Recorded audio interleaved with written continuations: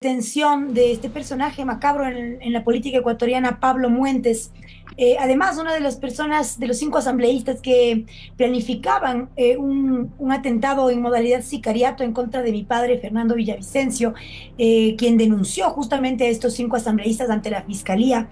Así que amanecemos pues con estas buenas noticias, también respaldando a la fiscal Diana Salazar. Más allá de protagonismos políticos, ella es una mujer que se ha fajado frente a un país que está al borde del precipicio, y pues como ella misma lo ha dicho, ella no está buscando ser candidata de nada, sino realmente servir a su país como deberían hacer otros funcionarios públicos. Así que pues quiero iniciar mi intervención justamente felicitando la valentía de Diana Salazar, y contrastando también con las acciones del presidente Noboa, que por su lado, en cambio, mantiene, por ejemplo, vi que está pautando en el medio La Posta, quienes se engañaban con los mafiosos, y además sosteniendo dentro de sus filas estas alianzas entre el PCC y RC, ¿no? Bueno, sobre el caso Purga, realmente como vemos está en desarrollo la investigación, pero conocemos que el personaje Pablo Muentes, una persona muy cercana al nepotismo, incluso medio vecino de Nebot, ha estado inmiscuido en algunos casos bien truculentos. Uno de esos que me parece que es importante mencionar es este de la estafa que realiza Pablo Muentes al Banco del Pacífico, por ejemplo, demandándolo por casi $4 millones, después de toda una serie de argucias generadas por este señor y sus aliados en las cortes provinciales. Justamente vemos que dentro del allanamiento y de los detenidos hay una docena de personajes, entre ellos jueces de la Corte del Guayas. Entonces, yo no me puedo atrever a decirte de qué es el caso que le están acusando ahora, no tengo la certeza, pero este es un personaje truculento realmente.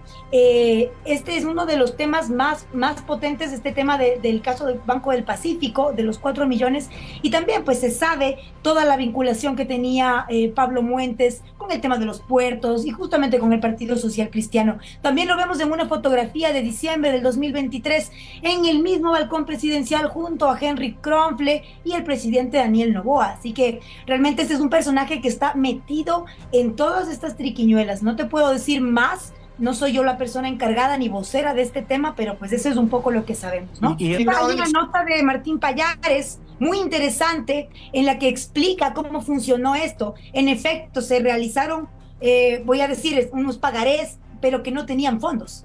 Entonces, pues está en las redes sociales ahora, la he compartido en la mañana en mi cuenta de ex, una nota de Martín Payares publicada el 8 de mayo del 2023 en la que explica un poco cómo fue la dinámica de este tema del Banco del Pacífico. correcto, pero al final, ahora de cara a la justicia, quizá ahora se pueda demostrar en este proceso Purga que el señor Muentes utilizó sus influencias en la corte para ganarle al Banco del Pacífico con mañas y artimañas, pero por ahora el hombre es inocente ante la ley y aunque como usted mencionaba al principio que su padre lo acusó a él eh, de ser un mafioso y lo responsabilizó quizá hasta de su eventual de lo que pudiese pasarle, ¿no? Y terriblemente, como vimos todos el año pasado, fue víctima de un asesinato muy probablemente político, ¿verdad? El señor Muentes no es parte en el proceso, no está siendo investigado en fiscalía por eso. Entonces, hay demasiadas acusaciones contra Muentes, yo creo muchas creíbles, pero todavía nada en firme, recién empieza la investigación. ¿No habría que ser un poco más recatado a la hora de afirmar que este es un operador de las mafias o un hombre Bueno, si usted violento? prefiere, usted puede ser más recatado. A mi padre lo asesinan y él, antes de su asesinato, asegura que estas personas están planificando un atentado modo sicariato. Yo no le estoy diciendo que él sea el culpable, simplemente le estoy diciendo cómo han sido los hechos. Si usted quiere ser más recatado, está bien. Por mi parte, la tibieza no va conmigo. Estoy realmente en el otro bando, estoy en la vereda de quienes denunciamos la corrupción, estoy en la vereda de quienes exponemos estas situaciones porque vemos que además hay un contubernio de las autoridades y con toda esta mafia enquistada en nuestro país. Y justamente esa tibieza es la que ha impedido que todos estos años salgamos de este hoyo. Y ahora nuestro país lidera los índices de violencia, de narcopolítica, por estas mismas razones. Entonces, Ahora, Amanda, claro, empieza a hablar de la presunción de inocencia de un hombre que a mí me parece despreciable, ¿ya? Pero sigue siendo inocente ante la ley, no es tibieza. Inocente no sé de qué, de lo que sí, inocente no sé de qué, ¿ya? De lo que le puedo decir es que ahora está detenido, ¿sí? Entonces tan inocente no ha de ser. Está detenido por un operativo que no es que la fiscal se sacó del bolsillo, no, la fiscal está haciendo una investigación sesuda para poder hacer este operativo. Y de este operativo está detenido el señor y otras 12 personas. Amanda, ¿faltarían más operadores políticos, exasambleístas o asambleístas en funciones por detener? Por supuesto, este caso recién está empezando y vamos a separar justamente el tema purga, se desprende del tema metástasis, pero hay tantas coincidencias con el tema del asesinato de Fernando Villavicencio que entendemos cómo se han encadenado desde el principio todos estos acontecimientos que devienen ahora en la detención de Pablo Muentes y de todo su sistema de operadores en la Corte del Guayas. Pero bueno, de alguna forma íbamos a empezar a hablar de otra cosa, que era el documental dirigido localmente por el Carlos Andrés Vera, pero que también se conecta con todo este circuito, porque Fernando Villavicencio lo que hizo fue desnudar la mafia política y cómo esto, al servicio de los nuevos patrones chinos, lo que hicieron fue regalar el país. Entonces se encadena totalmente las historias, porque este documental muestra y expresa cómo los luchadores que protegen al Ecuador, que protegen a los recursos naturales, que protegen además a los recursos del Estado, luego son amenazados e incluso asesinados, como fue el caso de mi padre este 9 de agosto. El documental se estrenó hace más o menos un año en Netflix, pero no había licencia para Latinoamérica. Y el día sábado, el sábado en la tarde, se lanzó en el canal de YouTube de la DW.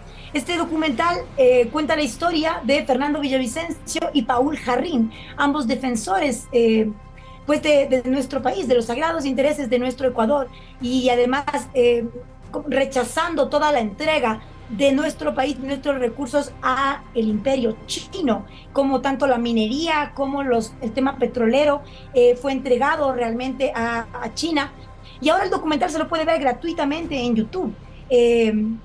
Y ha sido realmente conmovedor ver el trabajo tan profesional de Carlos Andrés en este caso y cómo expone la lucha de estos dos valientes, quienes han entregado realmente pues su trabajo y su lucha a defender al Ecuador. Lastimosamente, mi padre entregó su vida por esta lucha y ahora pues no esperamos que haya justicia, porque la única justicia sería que mi padre regrese con nosotros, pero sí esperamos verdad y responsabilidad y que se llegue hasta el último de las consecuencias.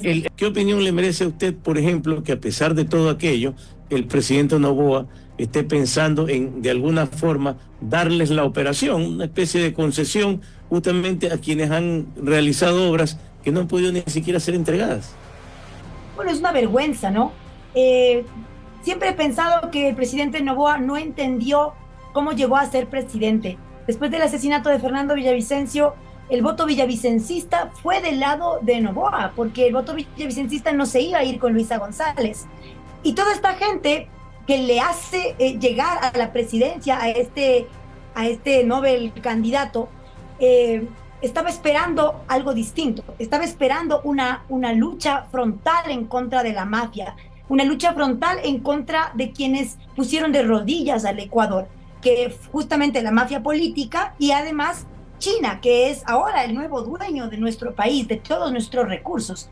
Entonces realmente es una decepción ver cómo mientras la fiscal se da esta batalla gigante en contra de la mafia, tenemos un presidente que en cambio sigue pactando con ellos. Es totalmente decepcionante, pero bueno, tampoco es que yo esperaba mucho de Noboa desde el principio. Ahora solamente se confirma todo lo que, la desconfianza que ya tenía yo. Jamás hubiese sido mi elección votar por alguien así. En ese momento parecía una opción. Debo decir que yo en mi calidad del derecho de mi voto jamás he votado por un candidato, excepto cuando murió mi padre voté por él en las elecciones. Pero es una decepción total ver cómo el presidente Noboa sigue sumiendo a nuestro país en este mismo espiral.